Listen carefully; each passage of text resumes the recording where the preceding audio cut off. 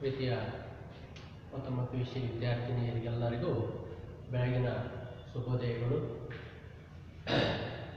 ಈಗಾಗಲೇ ನಿಮ್ಮ ಒಂದು ಶೈಕ್ಷಣಿಕ ಪಠ್ಯಕ್ರಮದಂತೆ ಸುಮಾರು ಗ್ರೀಕ್ ನಾಗರಿಕತೆ, ರೋಮ್ ನಾಗರಿಕತೆ ಬಗ್ಗೆ ಅಧ್ಯಯನ ಮಾಡಿದ್ವಿ.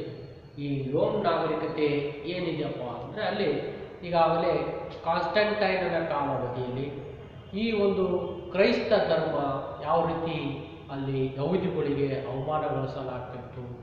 ಈ ಕೆಲಿಗಿಲೋ ಮತ್ತು ನೀರೋ ಎಂಬ ಅರಸರು ಯಹೂದಿ ಸಾಮಾನ್ಯ ಸಂಖ್ಯೆ 64ರಲ್ಲಿ ಈ ರೋಮ್ನಲ್ಲಿ ಒಂದು ಅಗ್ನಿ ದುರಂತ ಸಂಭವಿಸುತ್ತದೆ.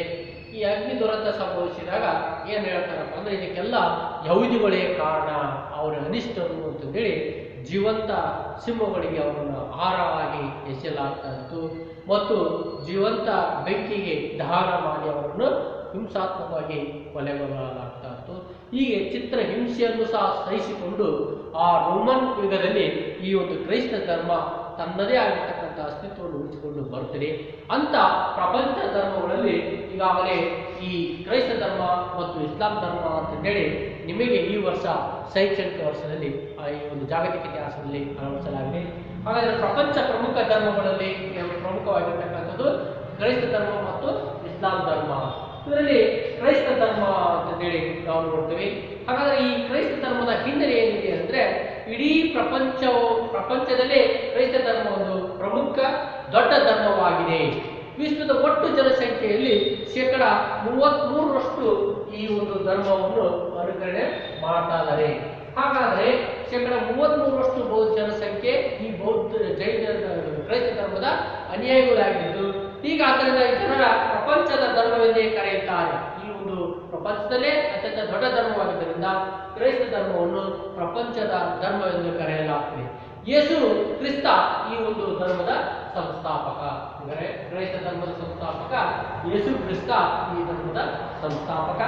ಹಾಗಾದರೆ ಈ ತರ ಅನುಯಾಯಿಗಳನ್ನು ಕ್ರೈಸ್ತರೆಂದು ಕರೆಯಲಾಗ್ತದೆ. ಈ ಯೇಸುವಿನ ಅನುಯಾಯಿಗಳು ಏನಂದ್ರೆ ಭಕ್ತರೇನಲ್ಲ, ಅವರನ್ನೆಲ್ಲ ಕ್ರೈಸ್ತರು ಅಂತಂದೇಳಿ ಕರೆಯುತ್ತೇವೆ. ಹಾಗಾಗಿ ಈ ಧರ್ಮದ ಲಾಂಛನ ಶಿಲುಬೆ, ಇದು ಒಂದು ಆ ಧರ್ಮದ ಲಾಂಛನವಾಗಿದೆ. ಈ ಒಂದು ಹಳೆ ಒಡಂಬಡಿಕೆ ಮತ್ತು ಹೊಸ ಒಡಂಬಡಿಕೆ ಅನ್ನೋದು ಎರಡು ಈ ಒಂದು ಧರ್ಮ ಗ್ರಂಥ, ಈ ಒಂದು ಕ್ರೈಸ್ತ ಧರ್ಮದ ಧರ್ಮ ಗ್ರಂಥವಾಗಿರ್ತಕ್ಕಂಥ ಬೈಬಲ್. ಈ ಬೈಬಲ್ನಲ್ಲಿ ಎರಡು ಭಾಗಗಳನ್ನು ನೋಡ್ತೀವಿ, ಹಳೆ ಒಡಂಬಡಿಕೆ ಮತ್ತು ಹೊಸ ಒಡಂಬಡಿಕೆ ಅಂತಂದು. ಹಾಗಾದ್ರೆ ಹಳೆ ಒಡಂಬಡಿಕೆಯ ಪ್ರಕಾರ ಈ ಒಂದು ಧರ್ಮ ಈಗಾಗಲೇ ಹಳೆ ಒಡಂಬಡಿಕೆ ಇಲ್ಲಿ ಸಹ ಯಹೂದಿಗಳು ರೋಮನ್ನರ ಆರಂಭದಲ್ಲಿ ಯಹೂದಿಗಳೆಲ್ಲ ರೋಮನ್ನರ ಗುಲಾಮರಾಗಿದ್ದು ರೋಮಿನ ಅರಸರು ಕೊಡ್ತಾ ಇರ್ತಕ್ಕಂಥ ಚಿತ್ರ ಹಿಂಸೆಯನ್ನು ಸಹಿಸಿಕೊಳ್ಳುತ್ತಿದ್ದಾರೆ. ಮುಂದೆ ಈ ಕಾನ್ಸ್ಟಂಟೈನನ ಕಾಲಾವಧಿಯಲ್ಲಿ ಈ ಒಂದು ಕ್ರೈಸ್ತ ಧರ್ಮ ತನ್ನದೇ ಆಗಿರ್ತಕ್ಕಂಥ ಒಂದು ಅಸ್ತಿತ್ವವನ್ನು ಪಡೆದಿದೆ. ಮುಂದೆ ರಾಜಧರ್ಮವನ್ನಾಗಿ ಪ್ರಮುಖ ಪಾತ್ರವನ್ನು ವಹಿಸುತ್ತದೆ. ಮುಂದೆ ಆತನು ಸಹ ಕ್ರೈಸ್ತ ಧರ್ಮ ಸ್ವೀಕರಿಸ್ತಾನೆ. ಹೀಗಾಗಿ ಕ್ರೈಸ್ತ ಧರ್ಮ ಅಂದಿನಿಂದ ಮತ್ತೆ ಇದು ಇವತ್ತಿನವರೆಗೂ ಸಹ ತನ್ನ ಅತಿ ವೇಗದಲ್ಲಿ ಬೆಳವಣಿಗೆಯನ್ನು ಹೊಂದಿ ಅತಿ ಹೆಚ್ಚು ಅನುಯಾಯಿಗಳನ್ನು ಹೊಂದಿದೆ. ಹೀಗಾಗಿ ರೋಮನ್ ದೇವತೆಗಳನ್ನು ಆರಂಭದಲ್ಲಿ ಈ ಕ್ರೈಸ್ತರು ಸಹ ಯಹೂದಿಗಳು ಸಹ ರೋಮನ್ ದೇವತೆಗಳನ್ನು ಬಹುದೇವತಾ ಆರಾಧಕರಾಗಿದ್ದರು. ಹಾಗೆ ಅವರದೇ ಆದ ಯಾವುದೇ ಧಾರ್ಮಿಕ ಕೇಂದ್ರ ಅಥವಾ ಧಾರ್ಮಿಕ ತಳಾಗಿ ಅವರು ಹೊಂದಿರಲಿಲ್ಲ. ಹೀಗೆ ಯಹೂದಿಗಳು ಹಳೆ ಒಡಂಬಡಿಕೆಯ ಪ್ರಕಾರ ಅಥವಾ ಇವರನ್ನು ಹಳೆ ಒಡಂಬಡಿಕೆಯಲ್ಲಿ ಇವರನ್ನು ಇಬ್ರೋ ಬೈಬಲ್ ಎಂದು ಕರೆಯುತ್ತಾರೆ. ಅಂದ್ರೆ ಕ್ರೈಸ್ತ ಧರ್ಮದ ಧರ್ಮ ಗ್ರಂಥ ಬೈಬಲ್, ಇಬ್ರೋ ಬೈಬಲ್ ಎಂದು ಈಗಾಗಲೇ ಒಪ್ಪಿಕೊಳ್ಳುತ್ತಿದ್ದಾರೆ. ಇವರ ಒಂದು ಪ್ರಮುಖ ಸ್ಥಳ ಇಂದಿನ ಇಸ್ರೇಲ್ ಯಹೂದಿಗಳ ಒಂದು ಕೇಂದ್ರ ಪ್ರಮುಖ ಸ್ಥಳವಾಗಿದೆ. ಇಬ್ರೋಗಳೆಂದು ಆಗಲೇ ಕರೆಯಲಾಗ್ತಾ ಇತ್ತು. ಇವರನ್ನು ಈ ಆರಂಭದಲ್ಲಿ ಈ ಹಳೆ ಒಡಂಬಡಿಕೆ ಪ್ರಕಾರ ಈ ಜನಾಂಗ ಏನಾಗ್ತದೆ ಅಂದ್ರೆ ಈ ಒಂದು ಯಹೂದಿಗಳು ಜಹೋ ಎಂಬ ಏಕದೇವರನ್ನು ಆರಾಧಿಸ್ತಾ ಇದ್ರು. ಜಹೋ ಎಂಬ ಏಕದೇವರನ್ನು ಆರಾಧಿಸಲು ಪ್ರಾರಂಭಿಸಿದ್ರು. ವಿಗ್ರಹ ಆರಾಧನೆಯನ್ನು ಇವರು ಅಂದ್ರೆ ನಂಬಿಕೆ ಅಷ್ಟೇ, ಯಾವುದೇ ವಿಗ್ರಹಗಳನ್ನು ಆರಾಧನೆ ಮಾಡ್ತಾ ಇದ್ದಿಲ್ಲ, ಆದ್ರೆ ಜಹೋ ಎಂಬ ದೇವರನ್ನು ನಂಬಿಕೆ ಹೊಂದಿದ್ರು.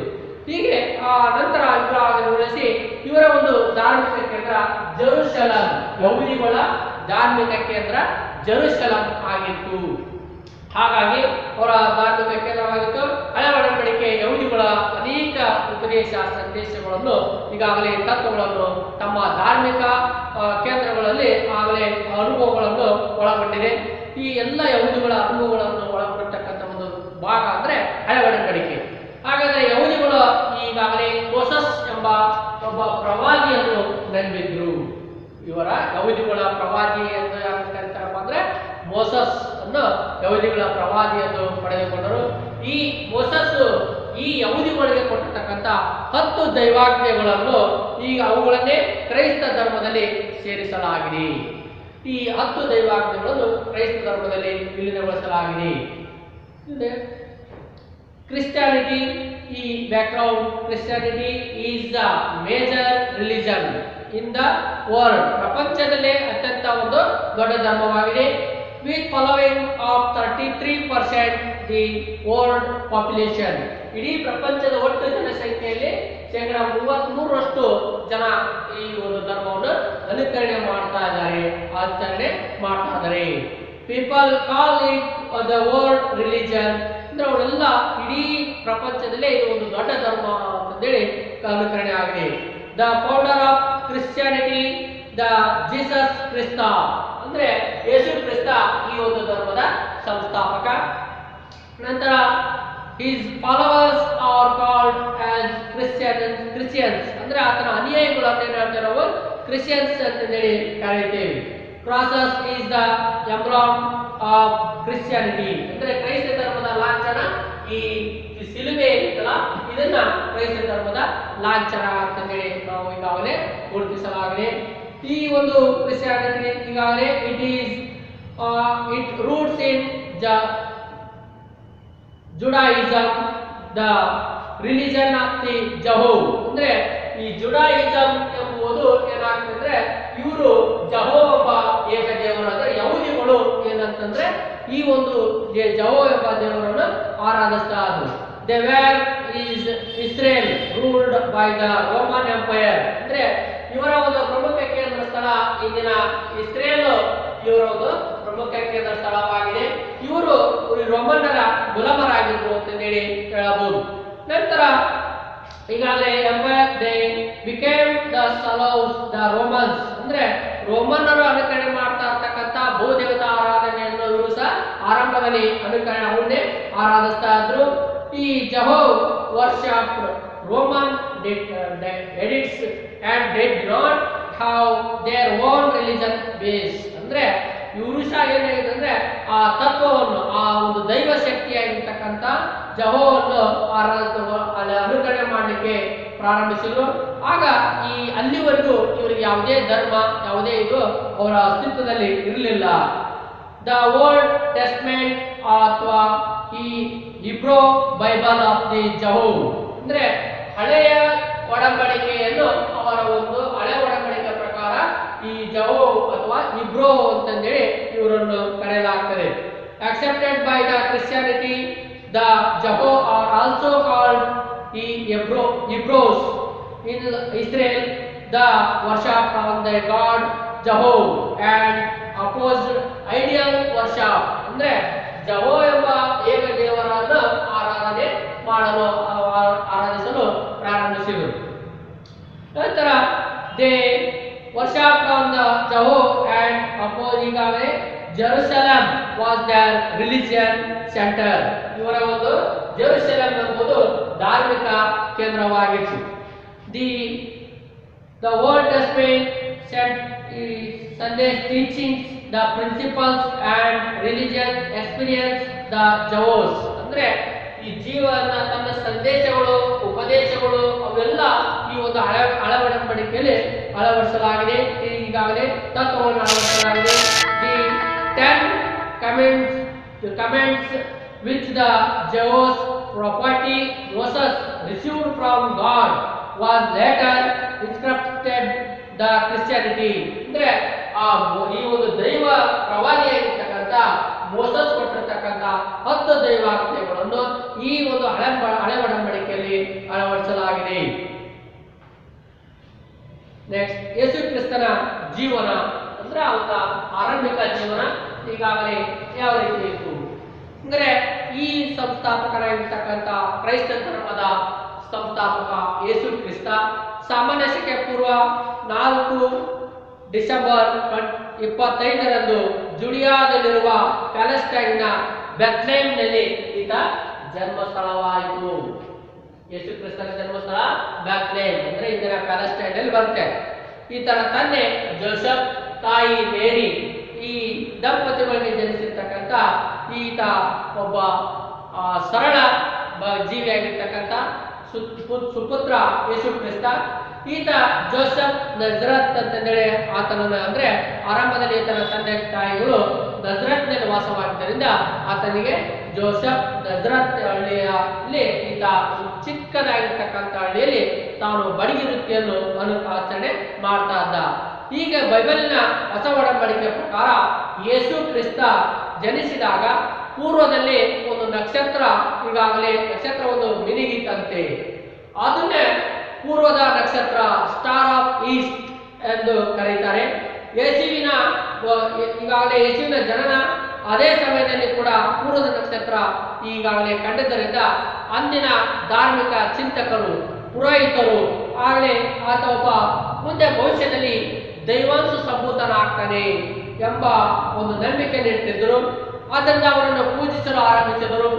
ಈಗ ಅವರು ತನ್ನ ಜೀವನದ ಸುಮಾರು 25 ವರ್ಷಗಳ ಕಾಲ ಆ ಒಂದು ಗಲಾಲ್ ಪ್ರಾಂತದ ನಜರತ್ ಹಳ್ಳಿಯಲ್ಲಿ ತನ್ನ ತಂದೆ ವಾಸ ಮಾಡ್ತಾ ಇರ್ತಕ್ಕಂಥ ಗಲಾಲ್ ಪ್ರಾಂತ್ಯದ ಒಂದು ನಜರತ್ ಹಳ್ಳಿಯಲ್ಲಿ ಕಳೆದನು. ಆದ್ದರಿಂದ ಅವನನ್ನು ನಜರತ್ ಜೀಸಸ್ ಅಂತಂದೇಳಿ ಈಗಾಗಲೇ ಕರೆಯಲಾಗಿದೆ. ಹೀಗೆ ಯೇಸು ಬೆಳೆದಂತೆ ತನ್ನ ತಂದೆ ವೃತ್ತಿಯನ್ನು ಕಲಿತಾ, ಆರಂಭದಲ್ಲಿ ತನ್ನ ತಂದೆ ವೃತ್ತಿಯನ್ನು ಕಲಿತು ಈಗಾಗಲೇ ಅದರ ಜೊತೆಗೆ ಬಿಡುವಿನ ವೇಳೆಯಲ್ಲಿ ಕುರಿಗಳನ್ನು ಮೇಯಿಸಲು ಹೋಗ್ತಾ ಇದ್ದ. ಈತ ಒಬ್ಬ ಸರಳ ಜೀವನವನ್ನು ನಡೆಸುತ್ತಿದ್ದ. ಬಡವರೊಂದಿಗೆ ಶ್ರೀಸಾಮಾನ್ಯ ಬಡವರೊಂದಿಗೆ ಬೆರೀತಾ ಇದ್ದನು. ಜೀಸಸ್ ತನ್ನ 12ನೇ ವಯಸ್ಸಿನಲ್ಲಿ ಅನಿರೀಕ್ಷಿತವಾಗಿ ಆತ ಯಹೂದಿಗಳ ಒಂದು ಪ್ರಮುಖ ಕೇಂದ್ರ ಸ್ಥಳವಾಗಿರ್ತಕ್ಕಂಥ ಸೈನ್ಗಾಂಗ್, ಈ ಸೈನ್ಗಾಂಗ್ಗೆ ಭೇಟಿ ನೀಡಿದ. ಅಲ್ಲಿ ಆ ಸೈನ್ಗಾಂಗ್ನಲ್ಲಿ ಏನು ಜನರಿಗೆ ಅರ್ಥವಾಗದ ಅನೇಕ ಧರ್ಮ ಗ್ರಂಥಗಳು, ಅರ್ಥನೇ ಆಗದೇ ಇದ್ದಂಥ ಧರ್ಮ ಗ್ರಂಥಗಳು ಇದ್ವು. ಅವೆಲ್ಲರೂ ಸಹ ಧರ್ಮ ಅರ್ಥ ವಿವರಣೆ ಈತ ನೀಡಿಬಿಟ್ಟ. ಹೀಗೆ ಅರ್ಥ ಆಗದಂಥ ಅನೇಕ ಕ್ಲಿಷ್ಟಕರವಾಗಿರ್ತಕ್ಕಂಥ ಧರ್ಮದ ಶ್ಲೋಕಗಳಿಗೆ ಈತ ಸರಳವಾಗಿರ್ತಕ್ಕಂಥ ಅರ್ಥವನ್ನು ನೀಡಿದ. ಇದರಿಂದ ಅವರೆಲ್ಲ ಸೇರಿರ್ತಕ್ಕಂಥ ಅಲ್ಲಿದ್ದಂಥ ಎಲ್ಲ ಶ್ರೀಸಾಮಾನ್ಯರು ಬಹಳ ಆಶ್ಚರ್ಯಕರ ಆಗ್ತಾರೆ. ಈಗ ಆಶ್ಚರ್ಯಕರರಿಂದ ಮುಂದೆ ಜೀಸಸ್ ಈಗಾಗಲೇ ಆತನ ಗುರು ಆಗಿರ್ತಕ್ಕಂಥ ಜಾನ್ ಬ್ಯಾಪ್ಟಿಸ್ಟ್, ಹೀಗೆ ಜಾನ್ ಬ್ಯಾಪ್ಟಿಸ್ಟ್ ಇಂದ ಪ್ರಭಾವಕ್ಕೊಳಗಾಗ್ತಾನೆ.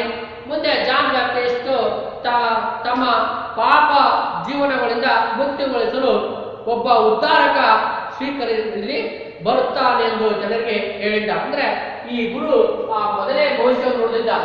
ಈ ಪಾಪದ ಅಂದ್ರೆ ಅನೇಕ ಅನಿಷ್ಟ, ದಾರಿದ್ರ್ಯತನದಿಂದ ಅನೇಕ ಶೋಷಣೆಗಳಾಗಿರ್ತಕ್ಕಂಥ ಜನರಿಗೆ ಸರಳವಾದ ಧರ್ಮ ಬೋಧನೆ ಮಾಡ್ತಾ ಜನರಿಗೆ ಸರಳದ ಮೋಕ್ಷ ಮಾರ್ಗವನ್ನು ತೋರಿಸುವಂತ ಒಬ್ಬ ಧರ್ಮೋದ್ಧಾರಕ ಇಲ್ಲಿ ಬರುತ್ತಾನೆ ಎಂದು ಆಗಲೇ ಜಾನ್ ಬ್ಯಾಪ್ಟಿಸ್ಟ್ ಭವಿಷ್ಯವನ್ನು ನುಡಿದಿದ್ದ.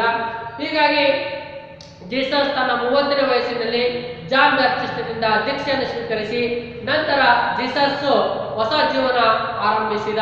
ಅಂದಿನಿಂದ ಈತ ಯಾವಾಗ ಜಾನ್ ಬ್ಯಾಪ್ಟಿಸ್ಟ್ನಿಂದ ಧರ್ಮವನ್ನು ಸ್ವೀಕರಿಸಿ ಅಂದ್ರೆ ದೀಕ್ಷೆಯನ್ನು ಪಡೆದು ಆತ ಒಬ್ಬ ಧರ್ಮೋದ್ಧಾರಕನಾಗಿ ಶ್ರೀಸಾಮಾನ್ಯರ ಜನ ಕಲ್ಯಾಣಕ್ಕೋಸ್ಕರವಾಗಿ ತನ್ನ ಇಡೀ ಜೀವನವನ್ನು ಆತ ಮುಡುಪಾಗಿಟ್ಟು ಸಂಪೂರ್ಣವಾಗಿ ಧರ್ಮ ಸಂಚಾರಕನಾಗಿ, ಧರ್ಮ ಪ್ರಚಾರಕ್ಕಾಗಿ ಆತ ಮೀಸಲಾಗಿ ಬಿಡುತ್ತಾನೆ. ಲೈಫ್ ಆಫ್ ಜೀಸಸ್ ಕ್ರಿಸ್ತ 4 BC 13 CE. The founder of Christianity was Jesus Christ. ಈಗಾಗಲೇ ಕ್ರೈಸ್ತ ಧರ್ಮದ ಸಂಸ್ಥಾಪಕ Yesu Krista. He was born 25 December 4 BC, Bethlehem in Judea. Joseph ಈಗಾಗಲೇ ವರ್ಜನ್ ಮೇರಿ, ಇವನು ಈಗಾಗಲೇ ವರ್ಜನ್ ಮೇರಿ ಮತ್ತು ಜೋಸೆಫ್ನ ಮಗನಾಗಿದ್ದ. ನಂತರ ಈತ his parents his future was carpenter by profession at Nazareth. ಅಂದ್ರೆ ನಜರತ್ ಎಂಬ ಹಳ್ಳಿಯಲ್ಲಿ ಈತ ಒಬ್ಬ ತನ್ನ ತಂದೆ ವೃತ್ತಿಯಾಗಿರ್ತಕ್ಕಂಥ ಬಡಗಿತನವನ್ನು ಮಾಡ್ತಾ ಇದ್ದ. ಅಕಾರ್ಡಿಂಗ್ ಎ ನ್ಯೂ ಟೆಸ್ಟಮೆಂಟ್ ಅಂದ್ರೆ ಹೊಸ ಒಡಂಬಡಿಕೆಯ ಪ್ರಕಾರ ವೆನ್ ಜೀಸಸ್ ಬಾರ್ನ್ ಅಂದ್ರೆ Jesus ಜನಿಸಿದಾಗ born, a star was shining in the east that was called Star of East. ಅಂದ್ರೆ ಯೇಸು ಕ್ರಿಸ್ತ ಜನಿಸಿದಾಗ ಪೂರ್ವದಲ್ಲಿ ಒಂದು ನಕ್ಷತ್ರ ಜಲ್ಯಾಗೆ ಶೈನಿಂಗ್ ಆಗಿ ಕಾಣಿಸಿತು. The birth of Jesus and the simultaneous appearance the Eastern Star. ಇದನ್ನ ಪುರೋಹಿತರು ಏನಪ್ಪ ಅಂದ್ರೆ ಆತ ಒಬ್ಬ ದೈವಾಂಶ ಸಂಭೂತನಾಗ್ತಾನೆ ಅಂತಂದೇಳಿ ಬಹುಶಃ ಈಗಾಗಲೇ ನೋಡಿದ್ರು. ಹೀಗೆ Easter priest believed that Jesus was the ದೈವಾನ ಎಂಟೆಡ್ ಅಂದ್ರೆ ಒಬ್ಬ ದೈವಾಂಶ ಸಂಭೂತ. So they began the worship him ಅಂದ್ರೆ ನಂತರ ಇವನನ್ನು ದೇವರನ್ನಾಗಿ ಆರಾಧಿಸಲು ಪ್ರಾರಂಭಿಸುತ್ತಾರೆ.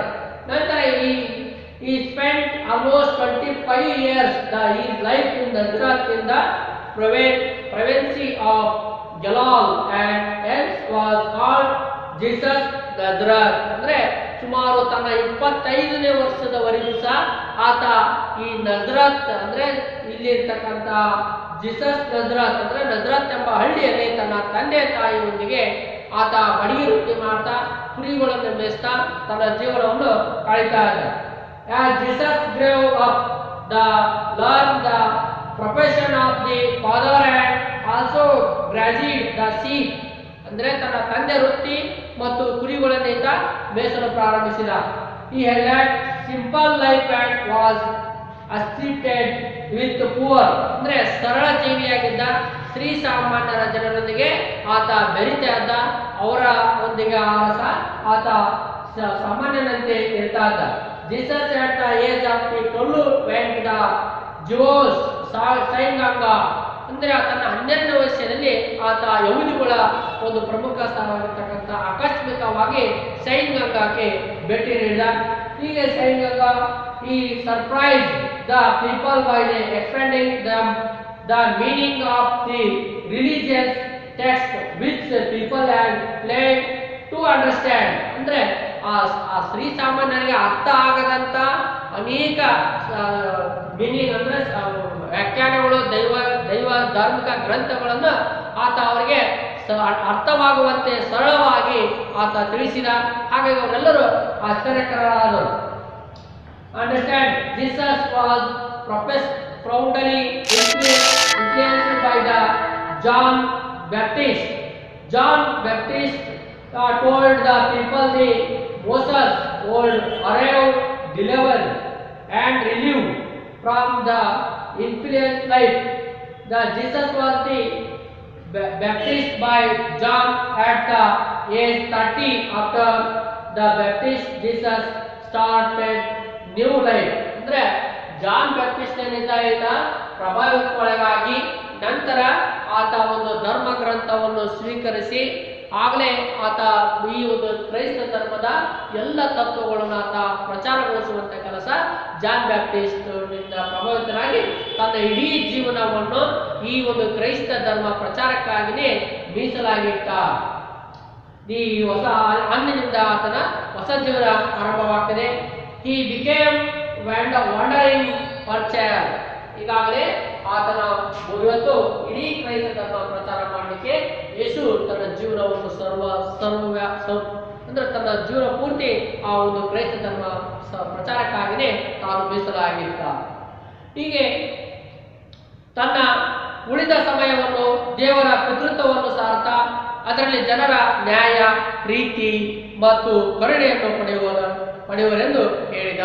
ಅಂದ್ರೆ ಇಡೀ ತನ್ನ ತತ್ವ ಬೋಧನೆಗಳು ಈ ಯೇಸುವಿನ ಒಂದು ಪ್ರೀತಿ, ವಾತ್ಸಲ್ಯ, ಕರುಣೆ, ದಯೆ, ಪರೋಪಕಾರದ ಗುಣ ತಾವು ಸಂದೇಶಗಳನ್ನು ಸಾರ್ತಾ ಯಾರು ಸಂಕಷ್ಟದಲ್ಲಿ ಒಳಗಿದ್ದಾರೋ ಅಂಥವರಿಗೆ ಸಹಾಯ ಧರ್ಮ ಪ್ರಚಾರದಲ್ಲಿ ಆತ ಮೋಕ್ಷ ನೀಡುವಂಥ ಕೆಲಸ ಆತ ಮಾಡ್ತಾನೆ. ಈತನ ಉಪದೇಶಗಳನ್ನು ನಾವು ಉಳಿದ ಉಪದೇಶಗಳನ್ನು ನಂತರ ತರಗತಿಯಲ್ಲಿ ತಿಳಿದುಕೊಳ್ಳೋಣ. ಪ್ರಿಯ ವಿದ್ಯಾರ್ಥಿಗಳೇ.